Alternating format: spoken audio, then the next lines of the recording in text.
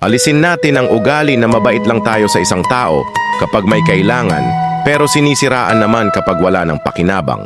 Minsan kasi, may mga tao lang talaga na lalapit lang kapag may kailangan. Pero kapag tapos na, bigla ka nang hindi kilala. Worse, sila pa ang unang naninira sa'yo sa iba. Lahat tayo may pinagdaanan sa mga taong ganyan. Yung tipong tinulungan mo na, pero sa huli ikaw pa ang sinaktan. Nakakapagod, pero aral na lang talaga para sa susunod. Mas magaan sa pakiramdam yung totoo ka sa lahat ng oras, hindi lang kapag may kailangan. Masarap sa puso yung wala kang tinatapakang tao, kahit anong estado pa nila sa buhay.